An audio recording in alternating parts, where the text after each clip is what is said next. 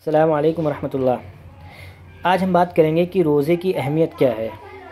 ویسے تو ہم لوگ جانتے ہیں کہ روزہ سال میں ایک مہینہ رکھنا ضروری ہے، فرض ہے، لہٰذا اگر اس کی اہمیت کو جاننا ہو، اس کی فضیلت کو جاننا ہو تو ہم لوگوں کو قرآن اور حدیث کی طرف رجوع کرنا پڑے گا۔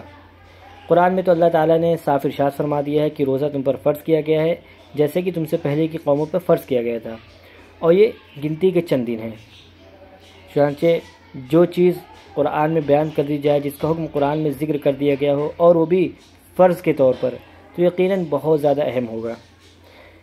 اور اگر ہم حدیث کی طرف رجوع کریں تو حدیث میں آپ صلی اللہ علیہ وسلم نے ارشاد فرمایا، بنی الاسلام علی خمس، شہادۃ ان لا الہ الا اللہ وان محمد رسول اللہ واقام الصلاۃ وایتاء الزکاۃ وحج البیت وصوم رمضان۔ اس میں آپ صلی اللہ علیہ وسلم نے پلر آف اسلام یعنی اسلام کی جو بنیادی چیزیں ہیں وہ بیان کی ہیں، اور وہ 5 بیان کی ہیں۔ سب سے پہلی چیز توحید کا اقرار کرنا، یعنی اس بات کا اقرار کرنا کہ اللہ تعالیٰ ہی معبود ہے، اس کے سوا کوئی معبود نہیں، اور محمد صلی اللہ علیہ وسلم اللہ کے بندے اور اس کے رسول ہیں۔ دوسرے نمبر پہ نماز کو قائم کرنا، اور نمبر 3 زکوٰۃ دینا، نمبر 4 حج کرنا، اور نمبر 5 روزے رکھنا، یعنی رمضان کے روزے رکھنا۔ تو آپ صلی اللہ علیہ وسلم نے اس حدیث میں جن 5 چیزوں کو شمار کیا ہے جو کہ بنیادی اور بیسک چیزیں ہیں، اس میں سے آپ صلی اللہ علیہ وسلم نے روزے کو بھی بیان کیا اور شمار کیا ہے۔ یہ تو ہو گئی روزے کی اہمیت کہ روزہ کیا ہے، یہ بنیادی چیزوں میں سے ہے۔ اگر انسان روزے کا انکار کر دے تو اس کے ایمان کا خطرہ ہے۔ اور اگر فضیلت دیکھنا چاہیں تو ایک حدیث میں آپ صلی اللہ علیہ وسلم نے ارشاد فرمایا کہ اللہ تعالیٰ ارشاد فرماتا ہے، الصوم لی وانا اجزی بہ، یعنی روزہ میرے لیے ہے اور میں ہی اس کا بدلہ ہوں۔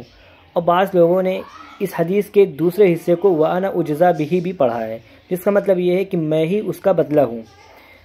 تو اتنی بڑی فضیلت کیوں؟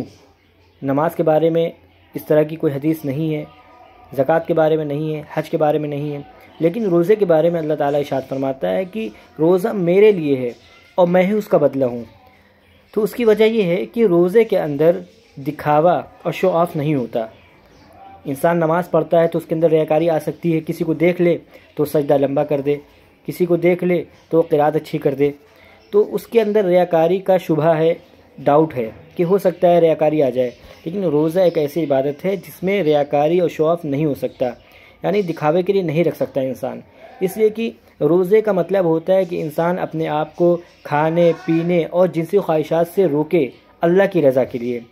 تو دن بھر میں انسان کے پاس بہت سے ایسے مواقع آتے ہیں کہ انسان چاہے تو کھا سکتا ہے، پی سکتا ہے، اس کو کوئی دیکھنے والا نہیں، کوئی انسان نہیں دیکھ سکتا۔